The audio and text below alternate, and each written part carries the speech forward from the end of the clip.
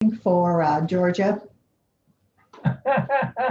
Oh, yes. Oh, yes. Well, I'm going to start writing letters for Georgia. I've started the recording of Right. the session. Hello, Carol. Well, you're muted, Carol. We're now more than one screen. We're 28 and counting.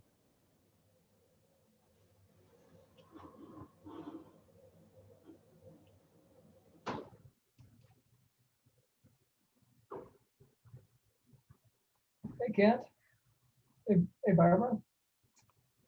Hello, how you guys doing? Fairly well. It's been a while.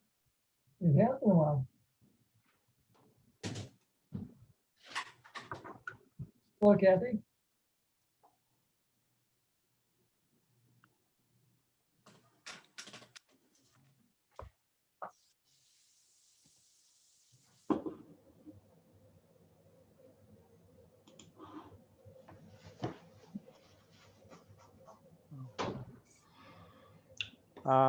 It's 7 o'clock. Brad, do you want to share your screen? Sure. Hold on 1 second. Let me start the.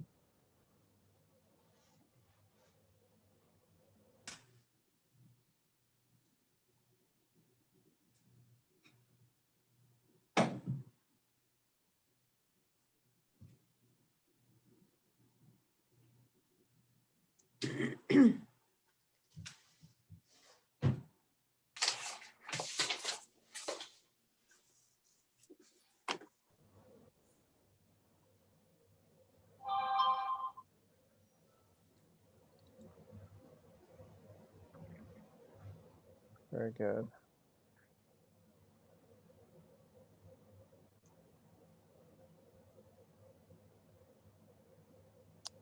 Wow.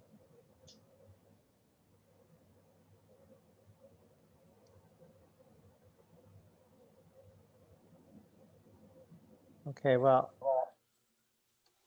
Brad, when would you like to start? 59 more seconds. Okay. I'm going to turn off the chimes.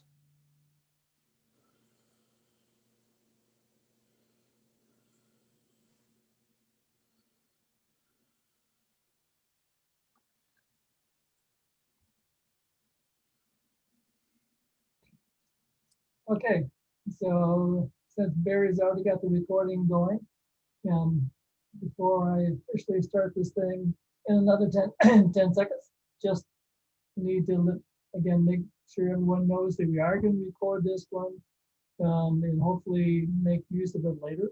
So if you have an objection to that, I suggest you stop sharing your video. And okay, so let's start. Here's our agenda for today. Welcome. Thank you, everybody, for coming. Brad, you're a little bit fuzzy. You were clearer before. It's my picture or the screen? Your audio. I didn't do anything differently. Okay, it's like there's one particular, you're clear and then a little fuzzy and then clear. I'm just trying to see if we can get it clear. If it's still understandable, but okay, go ahead. Okay, and so let me, maybe it's my, maybe it's my voice. Better. That's better. Yeah, let me use my projection voice. Okay, so I'm Brad Waite. I'm currently the president again, at least for another week. And oh, okay. And as they started to say, welcome. I'm on. Okay, thank you, Barry. Mm-hmm. Thank you all for attending. Hopefully this will be worth your while and enjoyable. So as you see, here's the agenda. The first thing we start off with is, as we usually do, we'll start off with a financial report. from Amanda Casey, our treasurer, and the membership report from Dave Kern, membership chair. Then one of the more important things for the night is we have to elect directors. And next, I'm going to ramble on for a couple minutes and give you my president's message. Then the featured event. You know, Adrian Byram is going to be doing a presentation on rooftop solar, followed by reports from our 2020 action campaigns. And then last but not least is we will have reports from the standing committees. And I've been told that after Adrian does his solar presentation, there will be time for Q&A. Okay, there's no questions. Let's press on. And so let me mention some ground rules here. First, you should mute yourself when you're not speaking, and typically on a computer you should find out where the mute button is so you can mute and unmute yourself. The other thing is, because we have now 48 participants and counting, we can't scan all of the screens to find people physically raising their hands. So what I'd like to have people do is to electronically raise their hands and to practice that right now. Let's see, I'm trying to recall where that is.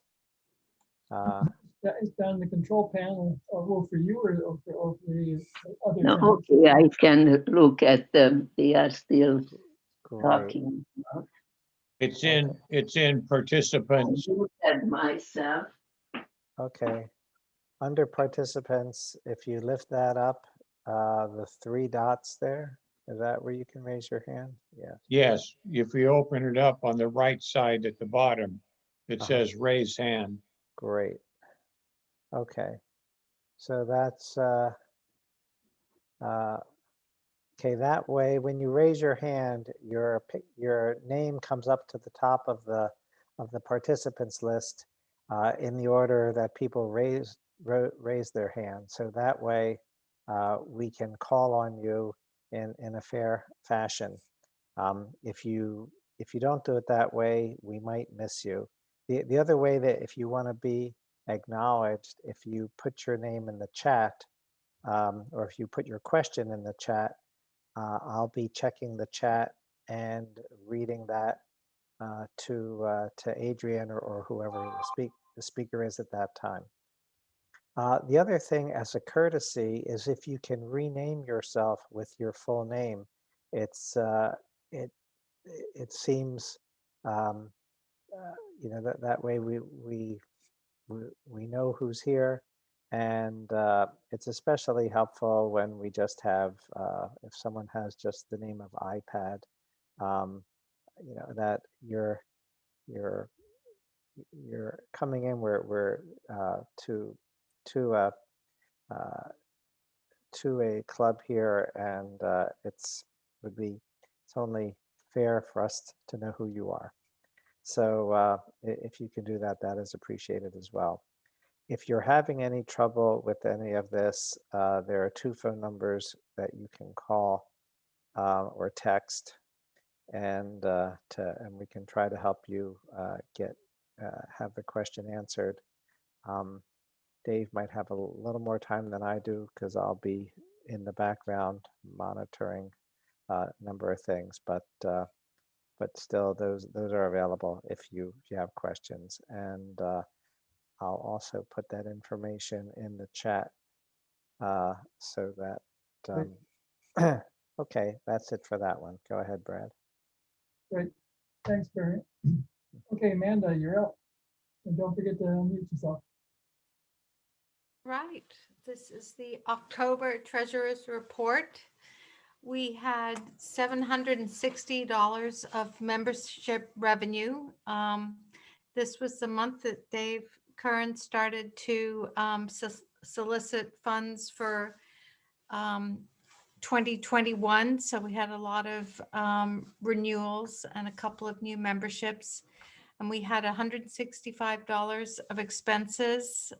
$15 of that was Zoom and $150 related to some editing of films for an ending blank balance of $12,181. Are there any questions? Okay, great. Thanks, Amanda. Okay, Dave Kern, membership. Yep.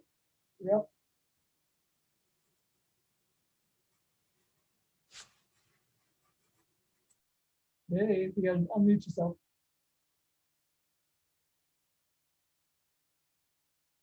Or did you fall asleep on us?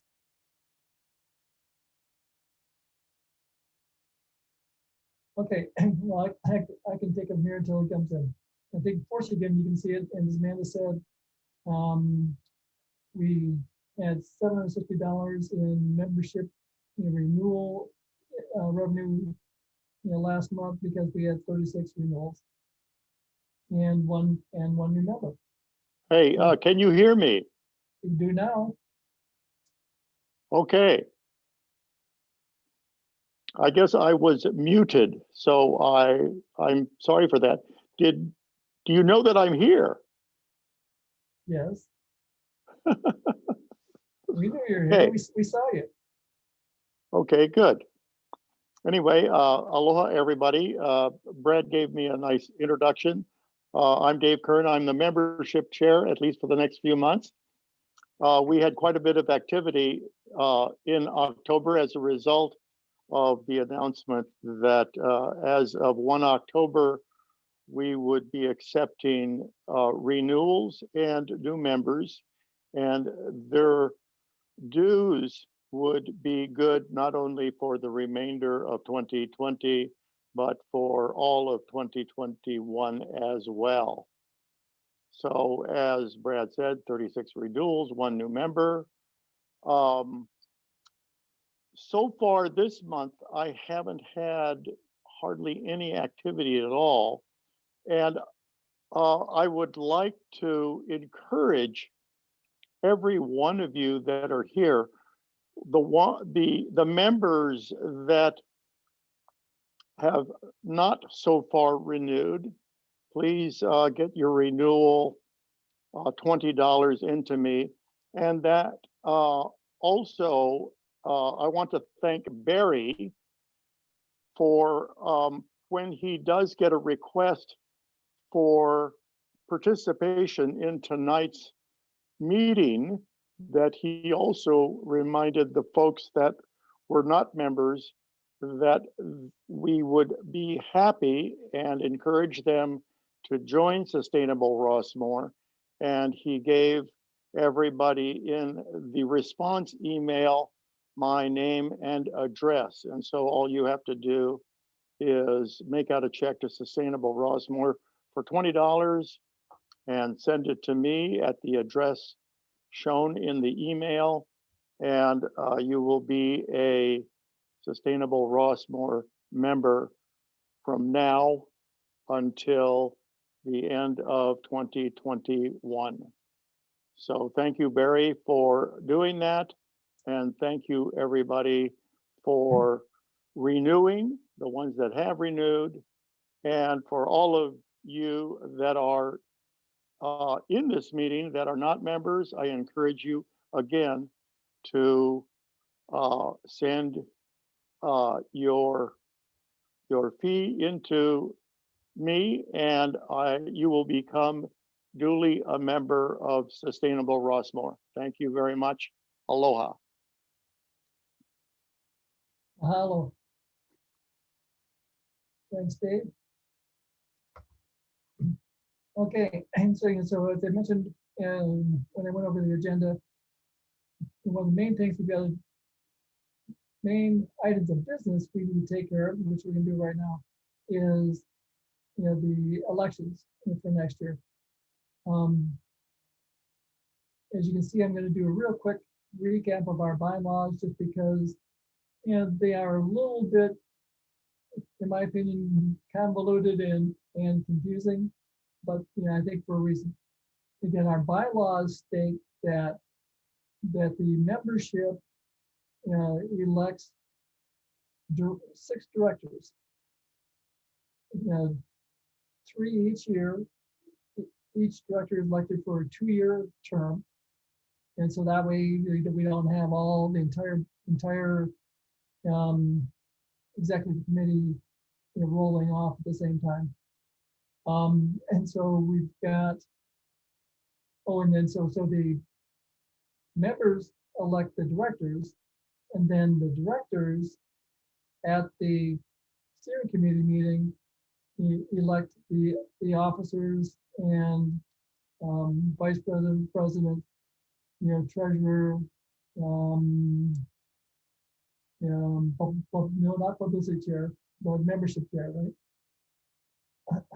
And so we've got 2 directors that are leaving, Dave Kern and Jim Ware.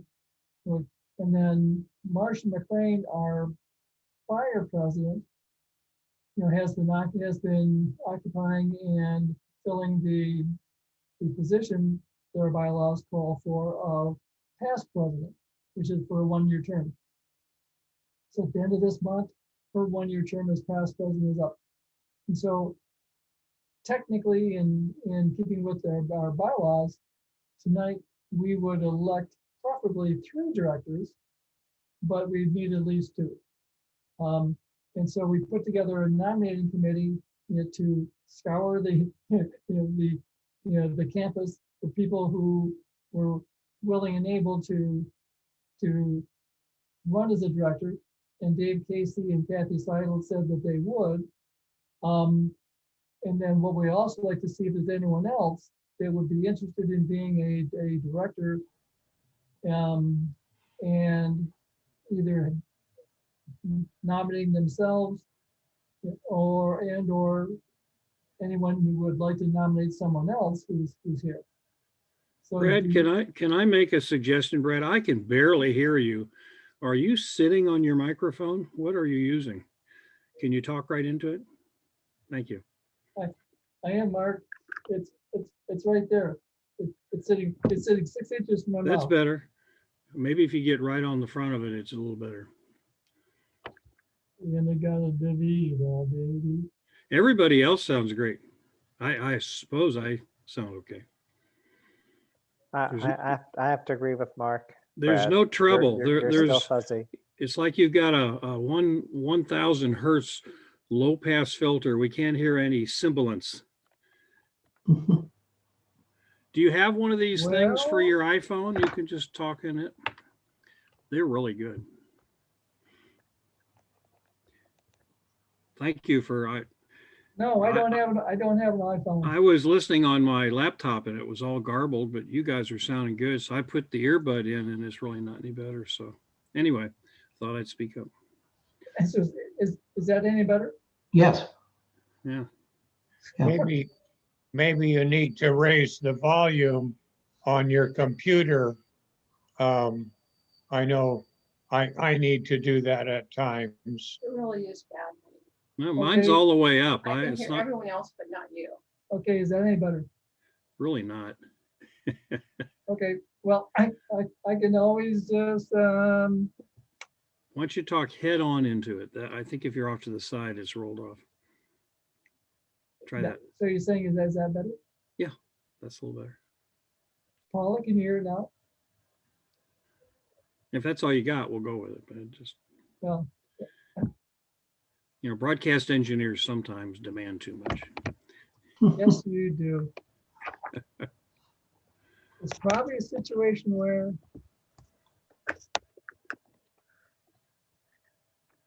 Do you into a laptop there? uh-huh. Oh, why don't you unplug that mic and listen, talk right into the laptop mic. That might be better. Is this any different? No, Okay. right.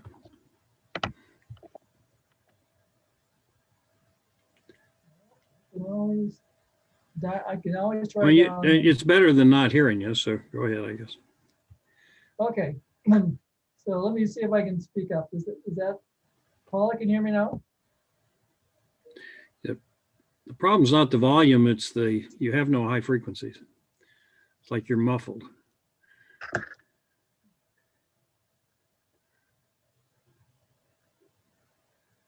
I don't mean to shut the meeting down. Let's take this over to the channel 70 on the band plan. Barry, do you have what's the dial-in number on the meeting? That's a little better.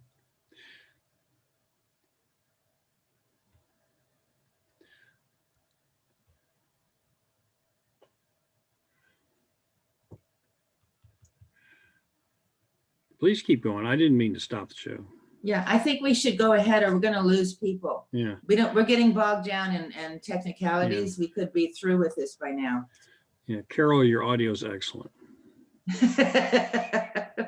All right. Is that like you're telling me to shut up? Okay. No, the quality of your audio is excellent. Can hear you quite well. Brad, why don't you keep going? I agree with Carol. There was no need to shut this down. Barry, you could always take over if it's a problem. Well, we can hear him. It's just. Yeah. Okay, Brad, why don't I continue with the election part of it, and while you're calling in, and let me. Okay. Presentation. Oh, I gotta move now the participants down. Okay. Okay. Okay, is that any better? Yeah, there's a slight echo, though. Yeah. Yeah, Nothing I can do about that. You turn your speaker down. Yeah. Okay. So we're at the point of asking if there's anybody else in the room that wishes to run for a director position. I'll keep it open for another 5 seconds. Okay, then we have two people for the 2 slots, so we can vote them in by acclamation. So we can unmute everybody and have them indicate whether you can unmute if you want to say aye, and see who is in favor of having Dave Casey and Kathy Seidel be the next 2 elected directors at. Aye. Aye. Aye. Aye. That is music to my ears. Okay. Then by virtue of that, who is opposed to that? I guess I need to ask. Okay. Then by virtue of that unanimous vote, we now have Dave Casey and Kathy Seidel as 2 new directors. Congratulations. Congratulations. Okay. Now I'm gonna mute everyone except for the co-host there. You have to mute yourself then. And okay, Brad, you wanna continue? All right. Oh, sorry. Let me get that out of the way. Your president's message. Okay. Okay, Can you guys hear me now? You're now an echo, though. But Brad, I've had that happen, and what you need How's to do that? Is that any better? Yes. you Perfect. need to silence your computer and just have your iPhone working. Yep. Okay. Okay, You're on. Good. you're on. Hey. Wonderful. And I figured out what it was. And yeah, for some reason, when I went and joined this Zoom meeting, Zoom changed my microphone settings on me. So, oh well. Okay. Okay, and so my president's message. I'll try and keep this semi-short and semi-sweet. First of all, I want to thank everybody who worked, to elect the, good environmental stewards. And especially want to thank Barry Bryan, because most of you know that, about four or so months ago, Barry and I temporarily switched roles. He became interim president and I became interim vice president so that would free me up to focus on, working on the national election. And so I'll tell you, more about, the results of that and the benefits that we got, in a minute. And as you can see, and as you know, the climate crisis is becoming more and more apparent and imminent. And so it becomes more and more critical that we as individuals and we as a club and do our best to amp up our efforts to both to address it. And one of the ways to do that is to, do more to elect those good environmental stewards. And so, I'll talk about that even a little bit more in detail, during the committee report that I give later. Okay. But again, I do want to thank very, very much and the club for allowing me to do that. Oh, okay. Oh, I'm sorry. That's Barry's driving it. I keep thinking I've got the. You can have it back. No, you're doing fine. Well, I can't monitor people raising their hands. Okay, though. then why don't you let me take it back? Okay. Okay, let me stop the share. Okay. Okay. Well, I'm gonna go back over here.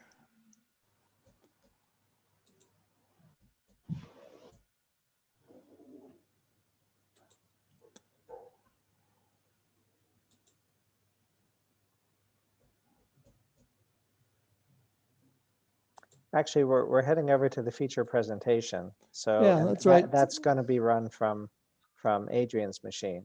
Yep. So Adrian, why don't you go ahead and share yours rather than me sharing mine? And Okay. I'll start with a poll. Yeah, let's start with a poll. Okay. Let's let me poll and relaunch poll. Okay, here's a question for everybody. If you could indicate with a single answer what your current status is on solar, this will help Adrian in properly directing his comments.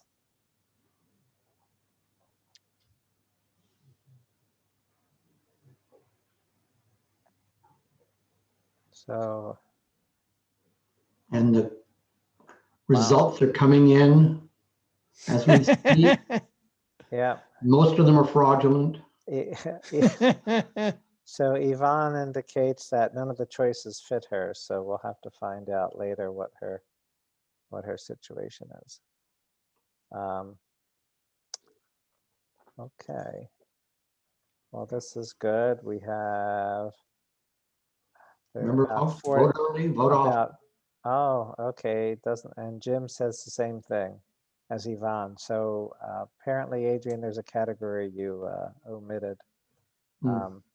Okay, well, this, I think we can end the polling here. And Gloria says the same thing. So we'll find out what's happening with them, but I will end the polling now and share the results with you. So here's the situation. 11 already installed, 4 talking to installation companies, 4 probably going to do it in the next 6 months, 9 maybe next year, and 12 are not yet interested in installing solar. So, okay, I'm going to stop sharing those results and let you go ahead or continue, Adrian. Okay. Well, clearly got my work cut out for me here. I've got 12 people who are not yet interested. I'm going to try and convince you. They will be. Okay. Share. All right. Does everybody see my screen? Tales of the Rooftop? Looks good. Okay, good. So, what we're going to do here is we're going to talk about some questions that may arise about why you might go solar, choosing an installer, the equipment, what does it cost, what does it take to get mod approval, and problems that occur after installation, so that everybody can see all the various different aspects of going solar. But I'm not going to answer this. I have 4 esteemed Rossmoor solarians who will actually answer all of these questions. I'll fill in some of the gaps. So let's start. Because I wanted to add more solar energy to the grid, and I'd already had MCE Deep Green, but I just thought it was the right thing to do. Because I was a member of Sustainable Rossmoor, I really got into sustainability and thought more about solar. The ulterior motive, another motive, was obviously money saving, and it has done that in spades. So solar is one of those things, one of those few things where it is both the right thing to do and it is personally beneficial. And I'd like to point out a little bit about how important this, the sort of the savings part is. This graph shows you PG&E's rates for the last, since 2008, last 12 years. They've been going up steadily. The last 5 years, they've been going up 4.3% a year compounded. So that means in the last 5 years, it's gone up almost 29%. And it's going to continue. There's no question about it that their rates are going to continue along that red line. So today you're paying 26 cents a kilowatt hour. 10 years from now, you're going to be paying 42 cents. That means your bill, if you're paying $2,000 a year for electricity now, you're going to be paying over $3,000. The beauty about solar is that it locks in a price. It locks in the cost of electricity for you for the next 7 years. I just installed it. My cost is going to be 25 cents a kilowatt hour for the next 7 years. And then it's going to go to zero because I'll have paid off that system. It's a very, very strong argument for going with solar. I got 3, and the useful, that's the sort of the standard thing that people say. Mm-hmm. And that wasn't necessarily my reason for doing it, but after the first one, I realized that in the pitch that I was hearing from the different installers, each one brags about a certain component or finds a certain selling feature of theirs that they think is special or unique. So it gave me the ammunition for the next installer to be able to ask the questions. Well, how long is your warranty? Well, does your warranty just cover this or that? And so it was a learning process for me. So actually, the total was 3. So let's talk a little bit about the basics, the equipment that is needed in order to go with solar. Obviously, you have to have solar panels that convert the sun's rays to DC electric power, and then an inverter, which converts it to the alternating current that's used inside your house. And what I'm showing you here is a typical inverter mounted on the outside of the house. And then there's a box next to it that's required by code that actually disconnects your solar system from the rest of your electricity, from the rest of the power inside your house. So if they're working on the power inside, they can make sure it's all turned off. When you're looking to buy the solar panels, these days you should be buying something that's at least 360 watts per panel. 2 or 3 years ago, 300 watts, 330 watts was kind of state of the art, but not any longer. 400 watts is kind of the top of the line these days. And it makes a difference because if you need 3.6 kilowatts, 3,600 watts of power, you'd need 12 panels at 300 watts, but only 9 if you have 400 watt panels. It takes up less room on your roof.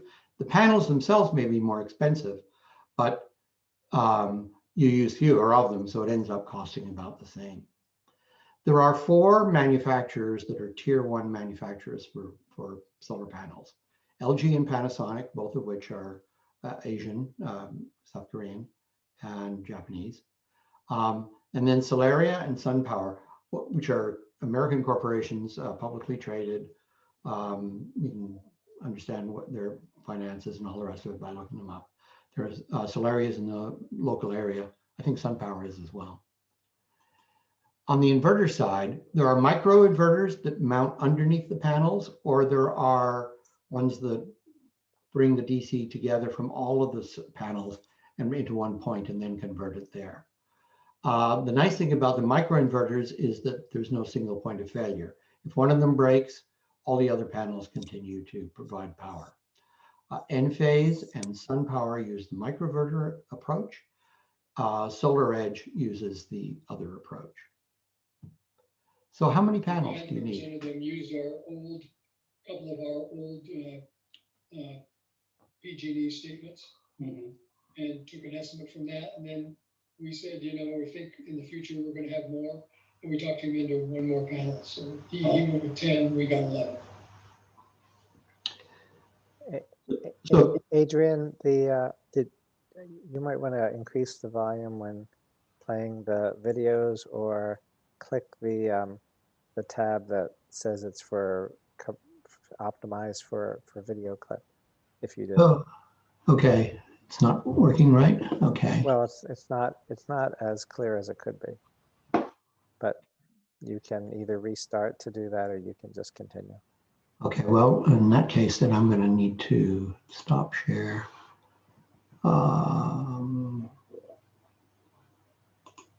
Share screen. Oh, there we go. Okay.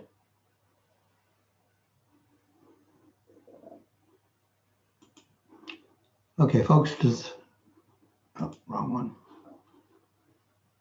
Share screen, share 2, share. Okay. Does that, well, you don't know whether that's better yet or not. So one of the important things here is that when you choose a number of panels, you should not, you shouldn't go overboard. Having panels that produce a little less power than you actually need is most effective, because you don't get paid the full amount for any power you produce above that which you consume.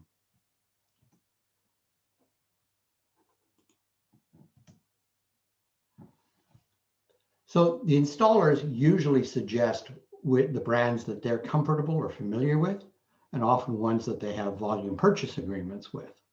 But it's up to you. And talking to these different installers and having done a little research, I decided my final decision was based not on cost, but on the quality of the equipment. So that turned out to be a major factor, is both, not just the warranty, but what type.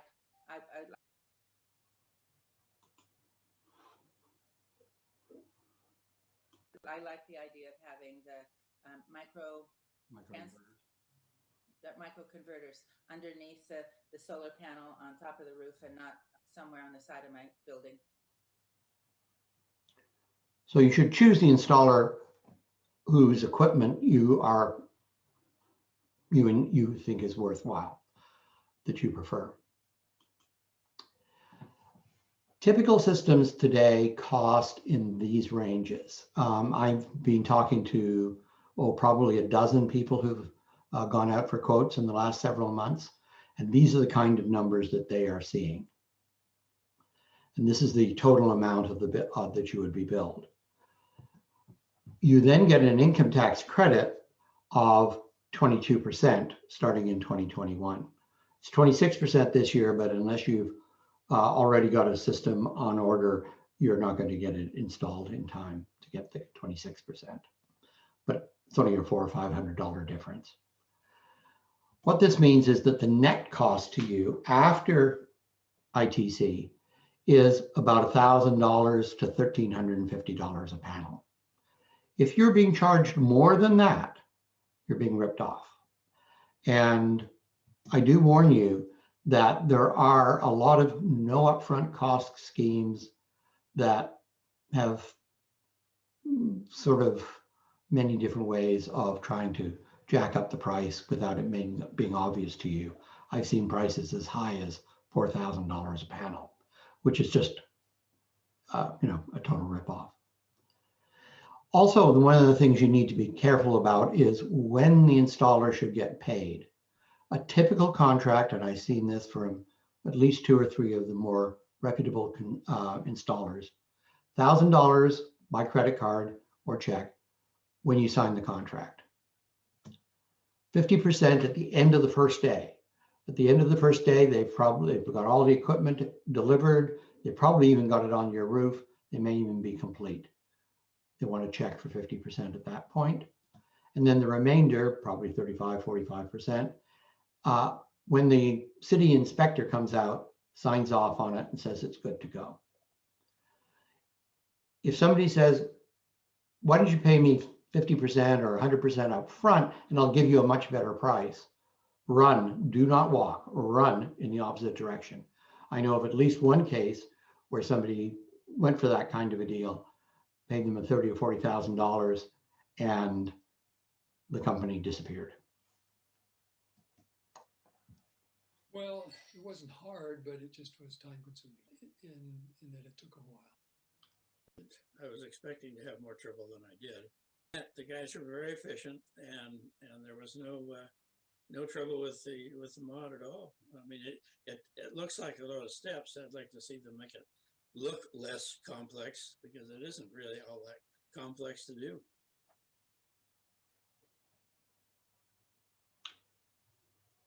And the installers often do all the work for you, as it turns out. Was the installation successful? Were there any problems within the first month after installation? None.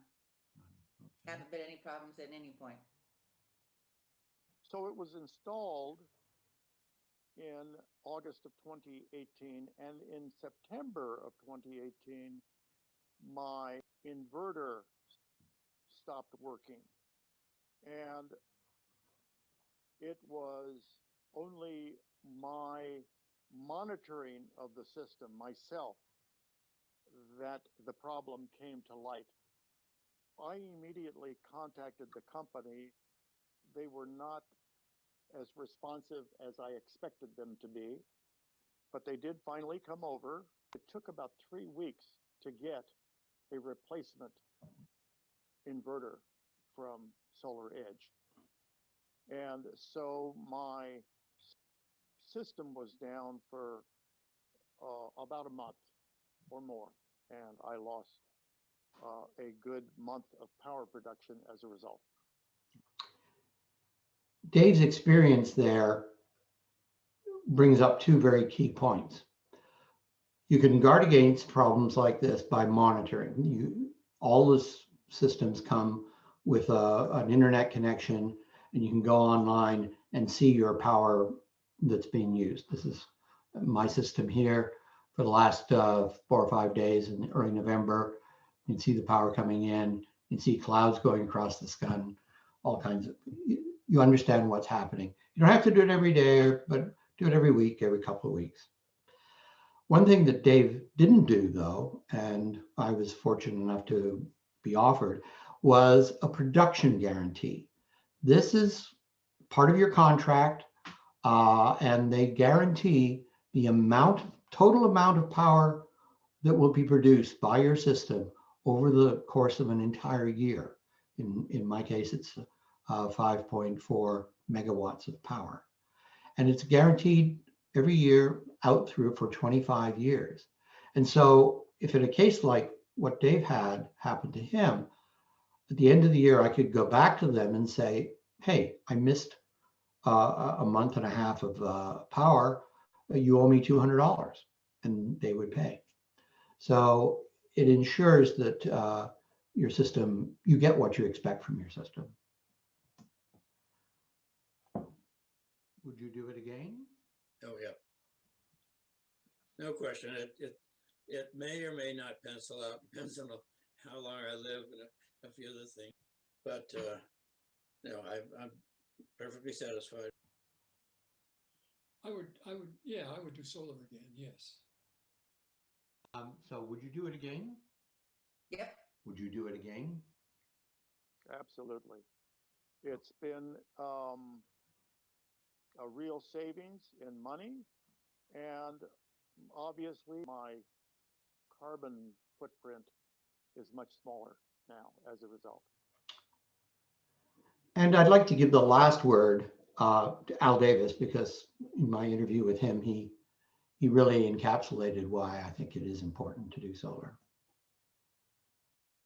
People look at justification of solar as if it's solely a monetary issue, and it's not. It's a moral issue, among other things. Solar is a no-brainer, particularly when people have been used to doing it here in Rossmoor. It's not as much of a unique thing, and with a lot of surprises, they know what they're doing. Just think it's a no-brainer if you care about the world. Okay, and with that, I'd like to turn it over to you.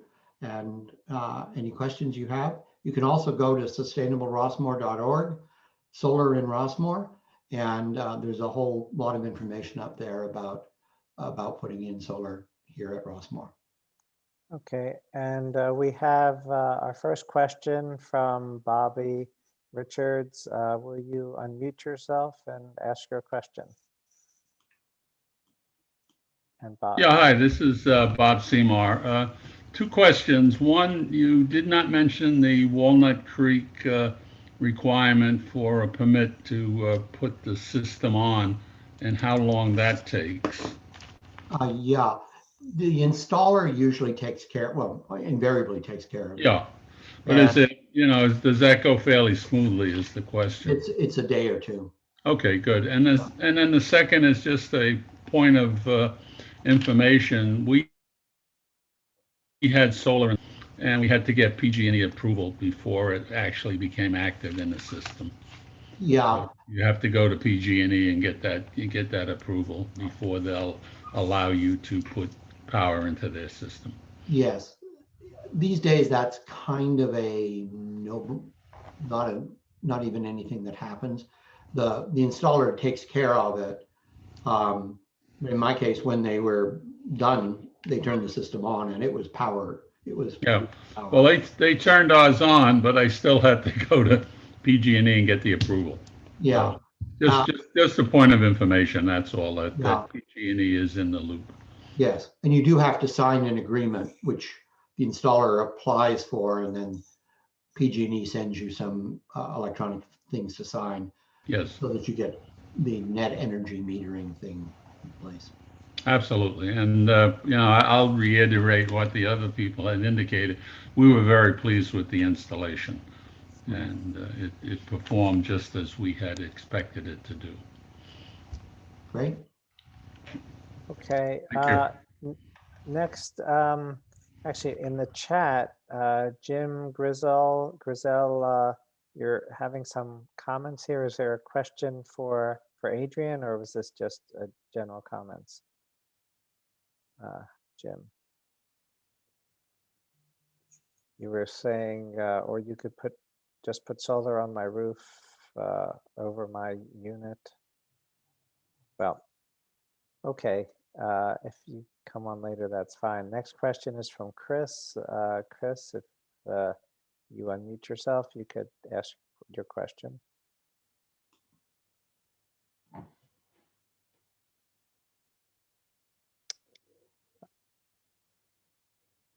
Okay. Yeah, I'm not able to unmute you, Chris. Okay. Let's see. Are there anybody else wish to have a question for Adrian before we move on? I have a Wait a question. second. Okay. Why don't is that Chris? Go ahead. Yeah, I'm sorry, I didn't realize that there was an unmute. I unmuted my phone, but I didn't realize on the Zoom too.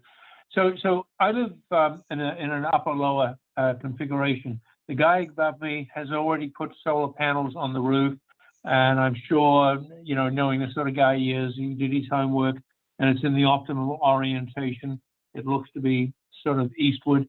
So I'm just trying to understand sort of the mechanics here with the MOA, with getting approvals, and, you know, working with somebody who's already got you know, panels on the roof, you know, above.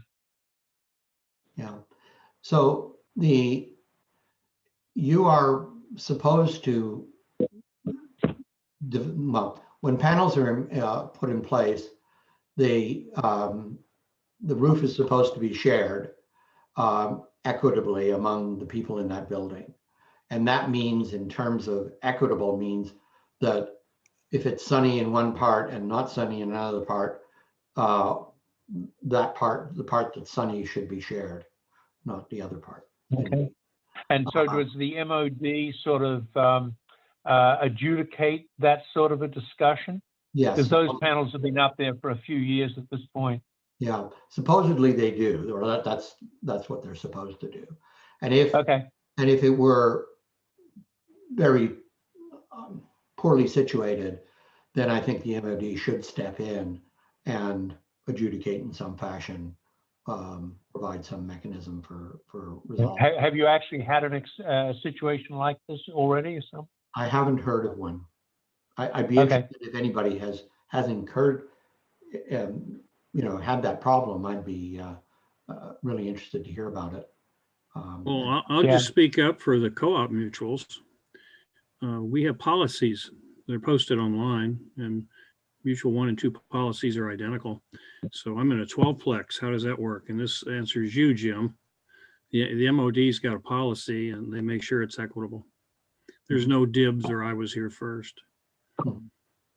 Mark, let me ask you, are there several people who have solar in first and second? Yeah, there's a handful. I think in second, there's like 4 of them are up now. And Bill Parsons up at MOD approves them all. I'd give him a holler and just, he knows who he's been working with. He approves contractors and all those sort of things. It's routine now. As long as Bill's happy, we're happy. Okay. Okay.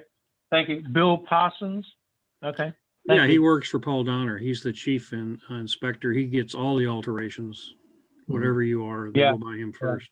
Yeah, I guess I'm just foreseeing an awkward situation where, you know, the panels that are there now, well, actually, you got all the sunny spots. So to be equitable, you're going to have to move these existing panels, these 6 existing panels, over somewhere else so Chris can get his new panels. You know, it's an awkward situation. I'm just trying to understand how to navigate it. I can't speak for the other mutuals. Maybe Carol or somebody else could, but that's not supposed to happen. And I believe there's legislation at the state level that says you can't say no to somebody or force them into an inequitable situation.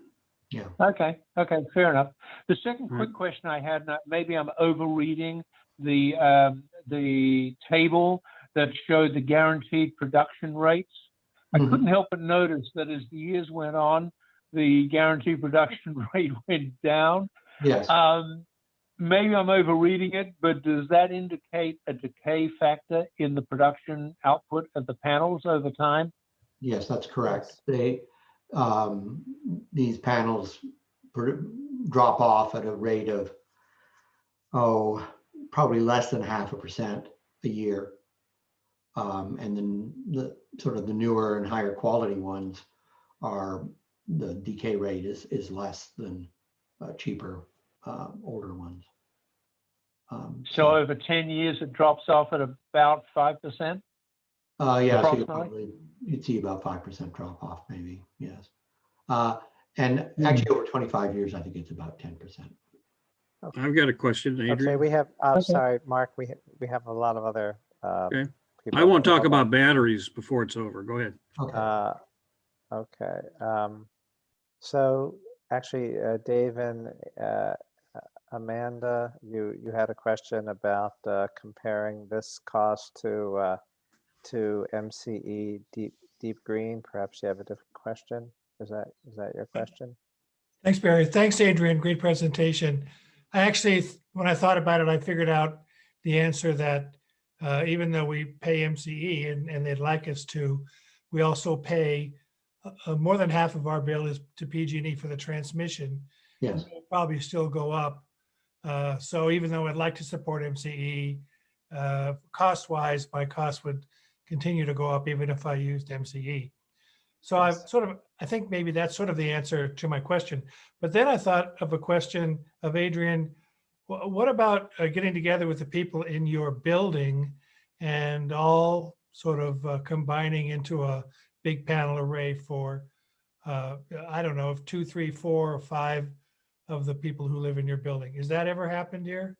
Yes, so in Mutual 48, they have done something of that nature where they actually sort of own the panels individually, but they're all on one circuit and installed at one time. And then they have a thing called, PG&E has a thing called virtual net energy metering. And what that does is all the power comes out of one circuit, but then the credits are assigned to other meters on a proportional basis.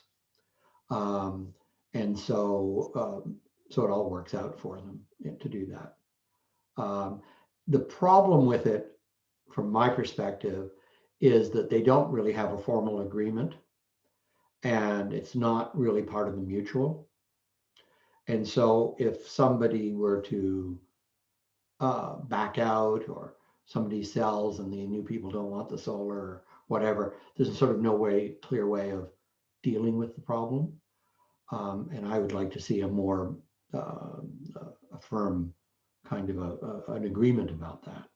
And actually, I'll make a statement right now about, I've got a column appearing in the Rossmoor News tomorrow called Better Electricity.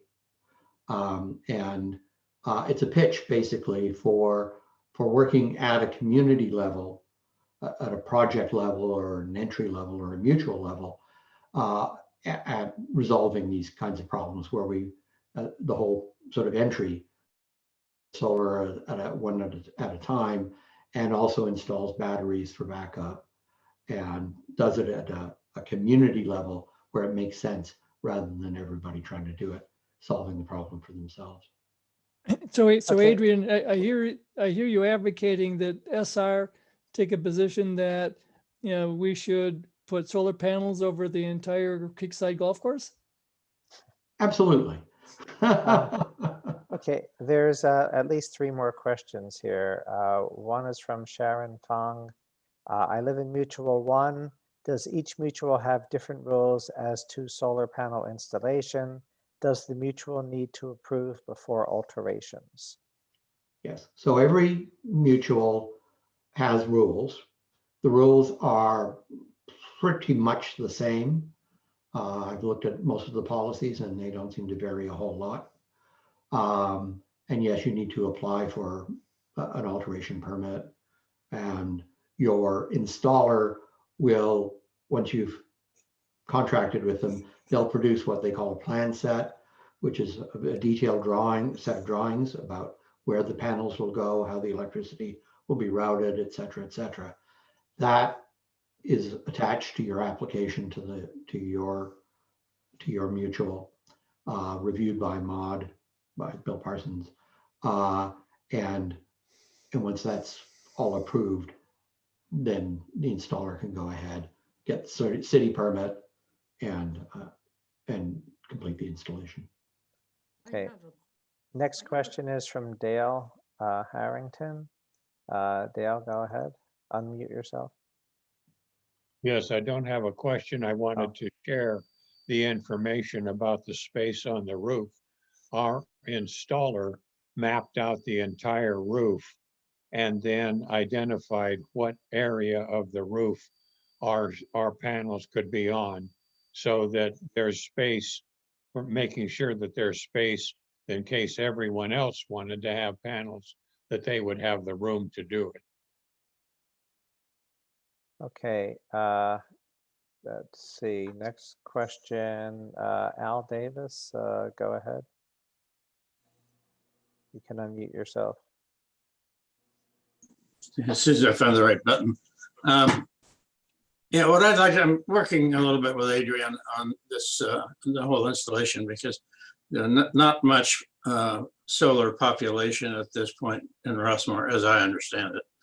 And Adrian's gone to the trouble of listing the 13 steps that are necessary to get solar installed. And I'd like to find a way to, number one, to see if I can't reduce the complex appearance of installation to something a little more straightforward. For example, it seems to me that we have X number of men or designs. If we can get some common wiring diagrams and installation diagrams for let's say just a Tahoe, for example, that we might short circuit some of those steps. I can see a way to whittle it down to 4 steps, but that's probably being a little bit aggressive. Second thing is, I'd really like to know in Rossmoor what the objections are to installing solar. Is it predominantly financial? Is it because people don't think they're going to be around long enough to take advantage of it? I don't understand, for me, why there aren't more people with solar installations in Rossmoor. And maybe people here can help, but I'd also need some guidance. If I'm going to do a survey, I'm sure there are a lot of hoops I have to run through. I obviously wouldn't be surveying everybody. I'd find some way to survey on a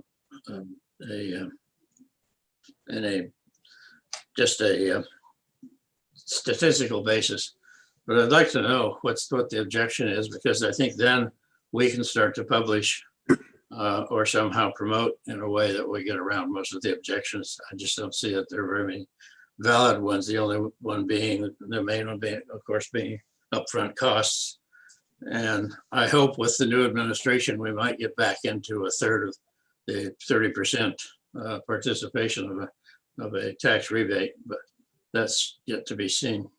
So anybody who wants to contact me on the issue of surveys or why we're not getting more installations, I'd like to do that. Okay, thank you, Alan. Thanks for your work in this area. Next question is from Jan Hoover. What maintenance is required, and does the installer provide a long-term contract to clean the panels? Maintenance, there's really no maintenance required whatsoever. The equipment usually comes with a 25-year warranty. So if anything goes wrong, they just cannot replace it. They do suggest washing them every couple of years, just getting a window washer out there and washing them. But other than that, that's about it.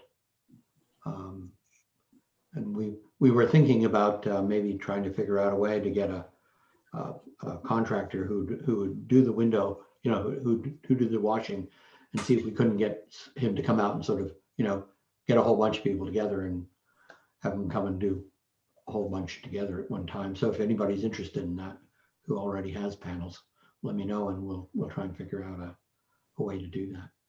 Hey, Adrian, this is Dale.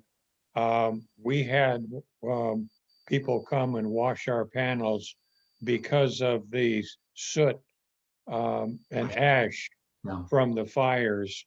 And we understood that there's acid in the ash. And if you have a heavy rain, it washes it off. But if you have just sprinkling, then the acid stays on them. So we had a company come and wash them off. Okay, thank you, Dale. The next person, J. David Nook, if you want to. Yes. Can you hear me? Yeah. Mm-hmm. Is there some reason why the panels have to be on your own roof? Wouldn't it be possible to find a nice hill facing south, and maybe 100 people get together, and they put their panels in that thing, and with smart meters, you get the same benefits as if they're on your own house, on your own roof. Yeah, that's sort of what I'm suggesting in the column in the newspaper tomorrow, is that the idea that we think about this not just as an individual project, but as a community, because I think there's a lot of advantage to doing it that way. And I would think the installation would be all done by one. Yeah. You have maintenance all done by one. You might have one person who has 10 panels, another person has 8 panels. The idea that it has to be on your own roof, or could you even put it on your neighbor's roof if the neighbor didn't mind? Well, yes, you could. I mean, for that matter, it could actually be 10 miles away. You can actually. Does anybody do that? Oh yeah. Certainly not here, I don't think, but it's a fairly common use in agricultural settings where a farmer has a bunch of buildings that he's using, that use power, and he's got a piece of land over here someplace that he's not got any, he can't farm, so he puts an array over there. It feeds power into the grids, and then he gets the benefit of power, the credits over for the different buildings that he has. And in fact, that's actually the way we use the solar farm here. The farm up, our big array, 1 megawatt array up, 1.5 megawatt array up behind the hill. It actually feeds power directly into PG&E, and then the credits are divided to the various different buildings that we use. Carol, did you want to respond to David's question? Or? Yeah. Adrian can correct me if I'm wrong, but the solar law that Sustainable Rossmoor helped get through applies to the roof in the building under which you live, or the contiguous other roofs. So if you have a carport or a garage, as long as it's contiguous and there's no airspace, those are straightforward and are protected, are provided for under the law as it exists. If you're going to move it off into somebody else's roof, then you have an arrangement like Mutual 48 does. And the other buildings don't have to give permission. They had an agreement among their residents in 48. So they chose they've had 3 batches. 3 phases. And so the first batch went in for, I don't know, was it 24 of their residents? And they used the 4 best roofs, with best meaning the best sun exposure for the longest part of the day. Not necessarily the 4 roofs of the people that were the 24 that went in on the deal. So that arrangement's possible. When you start getting into land, putting them on a hillside, then it depends who the land belongs to. Is it GRF land, or is it the Mutual? And then there's also the trenching or other issues about the meter and the connectivity. So it could get a little more complicated if you don't own the land. Okay, thank you, Carol. Next question is from Eric Cox. What is the average price of entire package installed for a home, 1,200 square feet? Of course, it depends on how much energy you use, but I would guess that would be 6 to 8 panels. And that would cost kind of in the range of $6,500, $7,000 to $10,000. Okay, next question is from Roger Svoboda. Of those who have had solar installed for some time, what's the range of year-end net energy metering charges due at true-up if the system was sized to provide 100% of annual need? I can give part of it. Okay, I'll give part of an answer. So if the system was sized to provide 100% of your annual need, there should be money due to you rather than you're owing something to the to PG&E.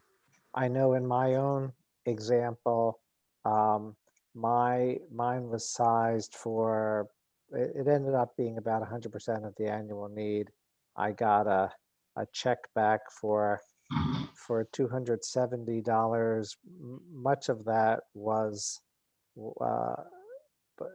but much of that was getting back money from prepaying a month at the beginning of when it was installed. So actual overproduction payment probably was closer to 80 or $100. I don't know if there are other experiences here of having to make payment or getting a check from. Now, in my case, I did go with with MCE Deep Green when I had solar, so they might pay a little bit better than PG&E. Does anybody else have an experience with that, Carol? When you installed solar, did you leave MCE and change to PG&E? No, I went to Okay, because MCE. then your solar is credited to your PG&E. There isn't a true up with MCE. They keep carrying it over month to month, year to year. When it totals $100 or more, then you can ask for a check if you want to. Okay, well, my experience was after a year, MCE sent me a check. They because it was over 100. Good. Yeah. Okay, it was over $100. Yeah. Yeah. Okay. Okay, next question. See, Chris, you had another question?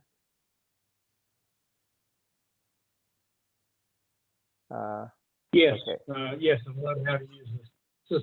So I actually have two questions. Going back to the concept of putting the panels, from what the lady who spoke before, presumably we're not going to buy a farm, go out to a farm somewhere. It'll be here in the Rossmoor Valley somewhere. So I'm assuming, I've only been here 2 years, so I'm assuming that, you know, it's Rossmoor property, like the solar farm that you referred to.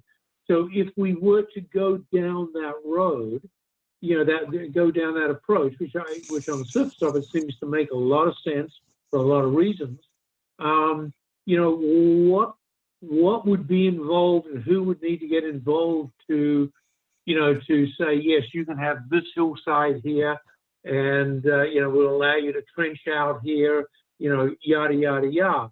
And then I guess the next question comes, okay, the first 100 people put their panels in.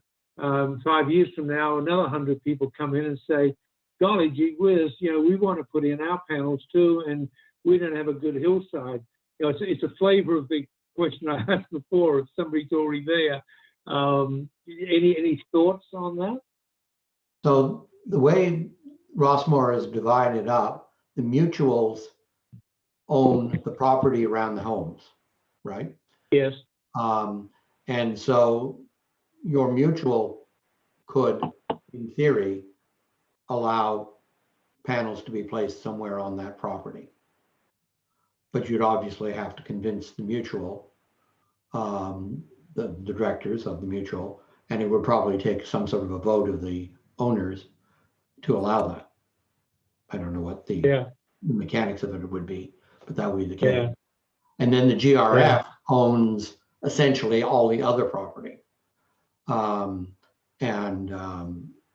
You know, they've taken the area that is effective for solar. They've already built that solar farm there. And they're looking at a phase 2 project, which would cover over some of the parking lots. But then that's probably about as much as people would really want, because nobody, you know, wants to look up at the hillsides around here and just see solar panels. Right. Yeah.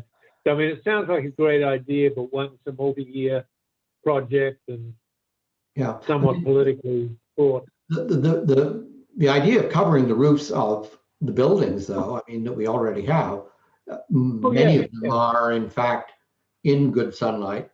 And if the mutual did it as opposed to the individual homeowners, then the power could be equitably distributed and, or the benefit Right. of power could be equitably distributed amongst the Right. owners. Right. Okay, and my second question is, can we please get a copy of the PowerPoint presentation the gentleman was sharing with us before? I'd like to, keep it for reference and be able to pick through it a little bit more. So Thank you. members will be getting a link after the meeting that they can click on to get to the PowerPoint presentation. So that'll be available. So Al Davis, there are some answers in the chat as far as reasons why people do not do solar. So you might want to save the chat here. Inertia, upfront cost. If older, the feeling that we'll never pay for it, pay it off. There's also a request from Eric Cox to provide a reputable contractor list. Adrian, can you speak to that question? I'm sorry. Can we provide a reputable contractor list? So if you go to sustainablerossmoor.org/solar in Rossmoor and look at the complete guide to solar, there's a list of 4 installers there. Diablo, All On Electric, Solar, Simply Solar, and Your Energy Solutions. All of those people are reputable. I've talked to people who've used them. I know people who've used them, and it's been okay. There are others out there. Some of them probably are okay, and there are others that are not okay. So that list there of 4 has been vetted and vetted recently. Okay, good. Barry, Dale's got his hand up for a question. Why don't we make that one last one, and then we'll move on. Okay. I want to point out that if more than the owners in one manner were to be involved in panels, then there is an ongoing, if there are ongoing maintenance costs, everyone needs to participate, and you would have to have some legal documents involved in case someone decided they no longer wanted to participate or pay in the share of whatever the cost was. Okay.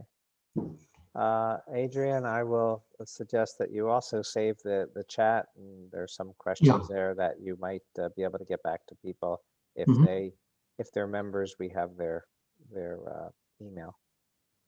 Okay. Is there going to be any discussion about backup and batteries? Okay.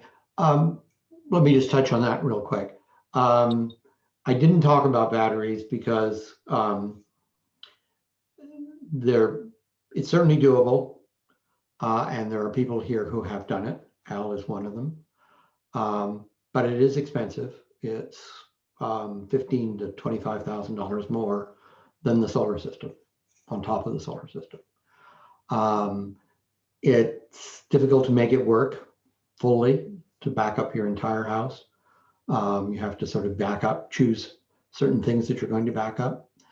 And in a multi-unit, a multi-family building, it's hard to get access to those wires and then pull them out to where the batteries are, et cetera. And so it ends up costing a lot to sort of do a bunch of custom wiring. It's hard to justify the cost based on the number of outages we've seen. As I've said to Carol, my wife, we'll just take the $10,000 and go over to the Fairmont and rent the presidential suite. Yes, I did get batteries, and yes, I don't think it's that justified in Rossmoor because we will probably be one of the last PG&E customers they'll shut off anyway. But Just, while I was doing it, my logic was, and it was about $9,000 more, not 10 or 15, for keeping the refrigerators going and some lights. Won't drive the air conditioner or the heater. But the other logic was that as long I'm under the wire as far as doing it in 2018, I guess it is, when they were paying when the feds were picking up the full amount. So I decided better to do it then, because they do pick up that proportion of the batteries as well. And so since that was going away, I thought, now's the time if I'm ever going to install batteries. So that was my logic. But from a dollars and cents standpoint, I think you're absolutely right. It's hard to justify. Okay. Adrian, thank you so much for your enlightening presentation. I received about 40 requests from non-members to attend this meeting, and that's by far the most that we have received, at least during the pandemic. So it's great topic, and you did a good job. Thank you. And we're looking forward to reading your article in tomorrow's Rossmoor News about microgrids and what we should do on that. So thank you. Okay, Brad, back to. Oh wait, we have a poll now to conduct on a post poll about this. Let me launch that. So you can ask the exact same poll you did last time and see how many No. people changed their. No. Oh, come on. Okay, so here, well, I can host you if you want to participate in the poll, but No. if others could answer the question in front of them, and this is you can give more than one answer if you want. At least the first two is one answer, and the last three is another answer. So you can have like two answers. Wow. Looks like You're smoking it, Adrian. Yeah.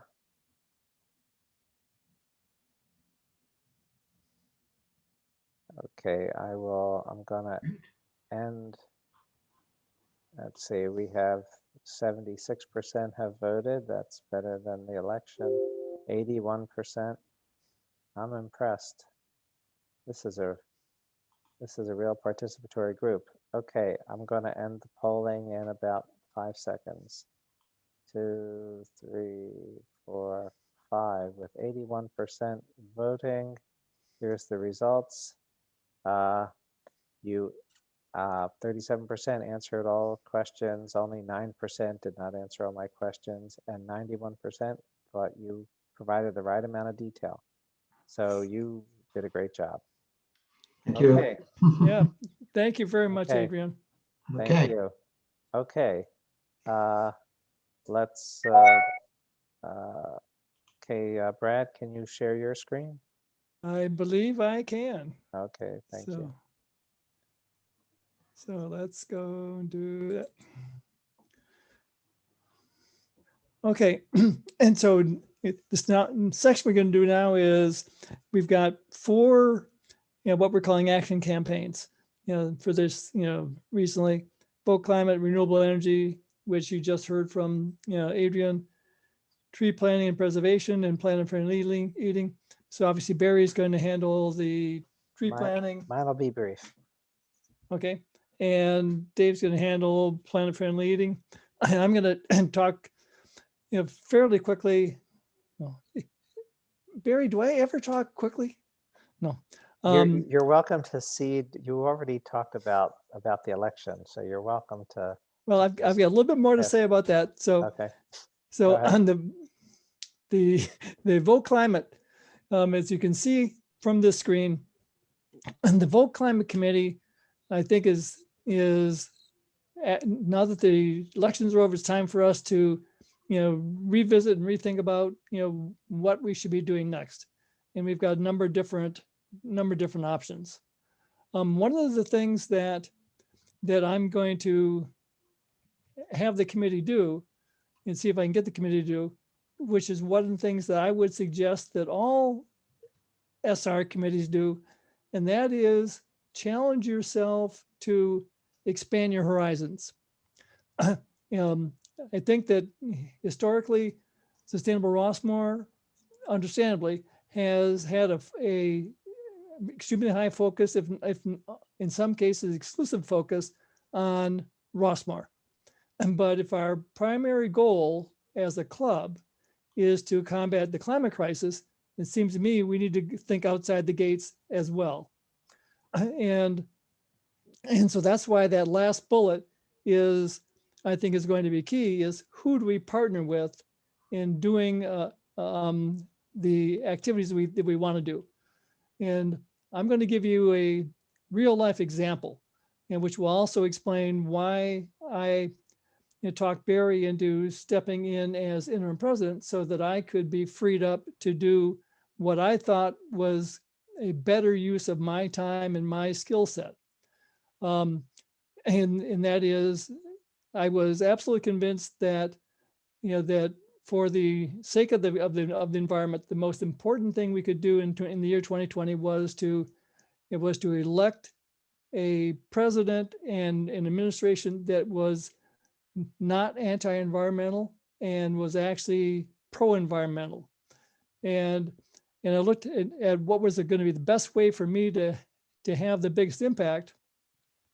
And I had already been involved in the Dems of Rossmoor texting team, and had been asked by the woman who started that, Susan Lewis, to become the co-lead of that team, which I did. And I was doing that and the president of SR. But then I realized that there was a chance for us to take the Dems of Rossmoor texting team to a much, much, much higher level. And so at the beginning of the year, Susan and I put our heads together and we said, we've got about 100 texters on this team. We do all of our texting through MoveOn. And, what should we try and do for this 2020 election year? And so we set what we thought was an audacious goal of building our team up to 200 texters, and by election day, send out 20 million texts. Well, I can tell you that come election day, we had the team up to 1,050 texters, and we sent out over 89 million texts. I will admit that 2 million of those were mine. But when you break down the 1,000 plus texters, only 10% of those were people in Rossmoor. There were about 20% people in other parts of Contra Costa County. There was about 30%, 40% people in other parts of California, and we had 20% of the team, almost twice as many people as we had in Rossmoor. We had 20% of the team that were from other parts of the United States, not in California. We literally trained people from Washington, D.C., New York, Boston, to Hawaii. I know because I trained them. And so what it shows you, what it showed me, is once you decide on something that can be done to make a difference, more often than not, you're going to find that you can be a lot more effective if you partner with an organization that's already doing that and plug your skill sets into that organization, as opposed to reinventing the wheel. So with that, I'm going to do something that comes unnatural to me, and I'm going to shut up for a minute. So Barry, you're up next. Okay. Let me turn on my video. Tree Planning and Preservation Committee. There are 3 main efforts that group is doing.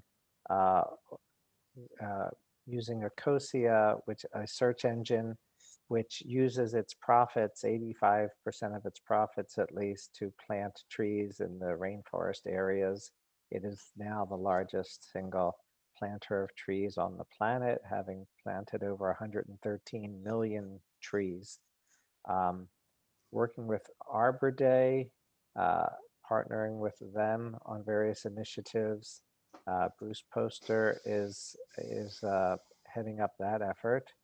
And then thirdly, actual tree planting and care, watering, and Bob Hansen and Adrian Roth have been involved in that. That's all I want to say on that page. On the next slide, Brad, could you turn to the next slide? So these are various links to help you become making Ecosia your default search engine if you haven't already done so. And please email me at barrybryan@gmail.com, and I'll even put that in the chat. If you need any help in getting this done, I will work with you, through Zoom to get this up and running, so that then you don't. Anytime you do a search, you can be every 45 searches on average ends up planting a tree in the rainforest area, and it's a relatively painless way of combating climate change. Every tree will sequester about a ton, 3/4 of a ton of carbon. So I put my my email in the link in the chat. That's all that I have, and we now I can turn it over to Dave. Casey. Well, we're at the end of our meeting.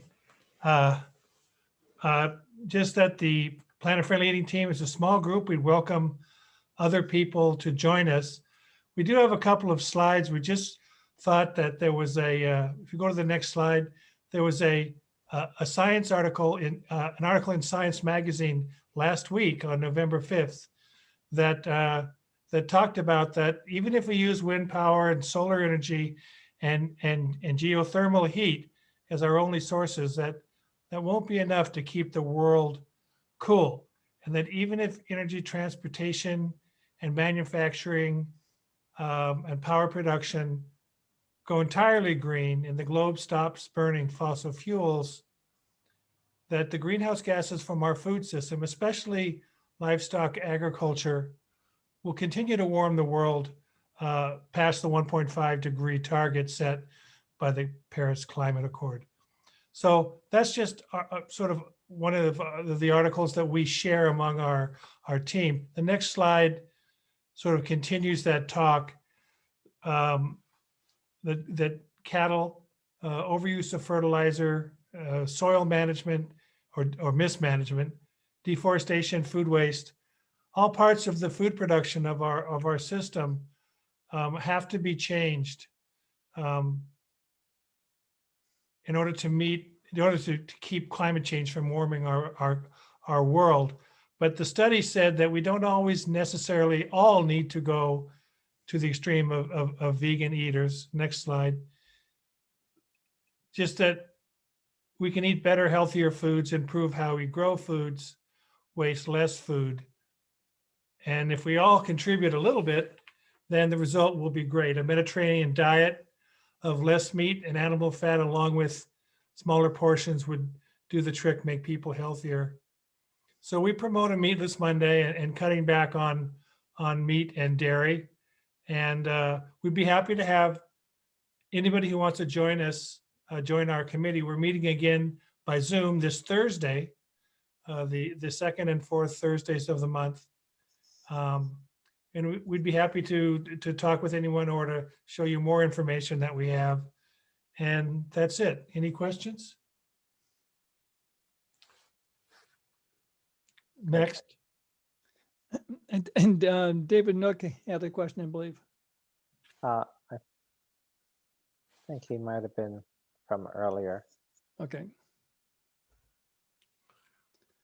Carol, did you want to make a comment on trash talkers?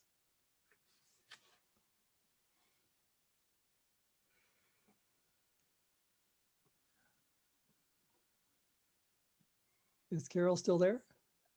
Well, she's still signed in, but why don't we come back to this? Okay. Yeah, and then why don't we have the chair of the film Yes. committee? Okay. And, oh, Carol's here. Okay, good. You can go back to the previous one.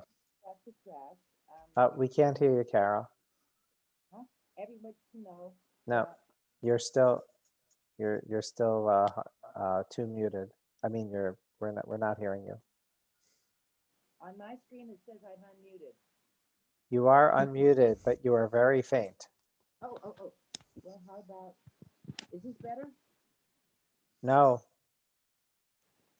Oh, well, okay. Hold on. That's the problem with my phone. Okay. If I talk like this, is that better? That's better. Yes. I have to scream into the bottom of the phone. Okay. Sorry about that.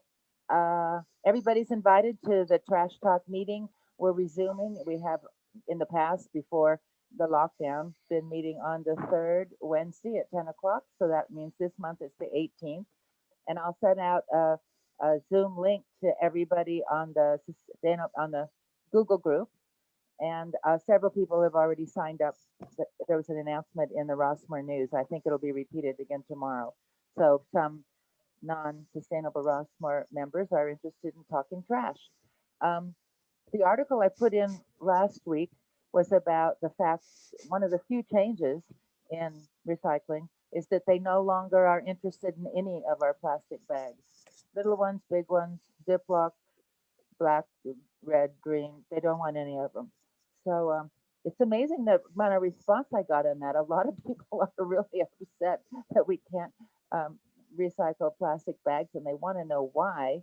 And basically, it's the same answer for every change that occurs, and that is that the salvage companies don't make any money off of our trash the way they used to. And plastic bags for a long time have been of very poor quality and very next to useless for the salvage companies, so that recycle companies were storing them in warehouses, hoping a market would develop, and it didn't. So they took them all to landfill. Now they would prefer that we just take them to landfill ourselves. So that's the story on why we have to change our recycling once in a while. So that's the story on plastic bags. Now we can go to something more interesting, and that is the film. Okay. Shifting Sands, the film that was recommended by Sustainable Rossmoor member Joni Marcuccio quite a while ago. It took us a while to get the DVD, and then it turned out we couldn't use it because Peacock's not available. And now it's been listed on the distributor's website. So we're going to see the trailer right now. And if you look on Sustainable Rossmoor's website, Amanda's been good enough to list the link both for the trailer, but also for the full movie, so that you'll find it there. It is not on any of the standard Amazon Prime or Netflix or those, but it's a 1-hour film. I think you'll enjoy it, and take a look at the trailer. Okay, I'm going to need to stop for a second, because when I shared my screen, I did not click on there. Screen. Now, if I click on that,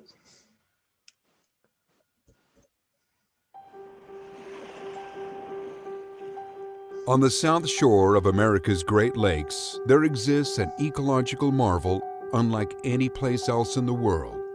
The topography here, it exists no place else on the planet. This is probably one of the most studied landscapes in America. Here, 10 distinct ecosystems combine to produce an immense array of life. There are more than 350 species of birds here, and almost 1,100 species of flowering plants, almost as many plants as in all of Great Britain. This region would become the birthplace of ecological science in North America, and it would help establish the very roots of the modern environmental movement. Also on this shoreline, the richest men in American history would find a perfect location for their industrial expansion. Industry brought in prosperity, jobs for the future, but the cost of that was heavy. The area was deemed to be one of the most polluted in the country. Literally, there was nothing living in the river. This collision of nature and industry would inspire ordinary citizens to take action. For over a century, a battle raged over this 45-mile stretch of sandy shore. And out of that battle may emerge a world where community, nature, and industry can endure together.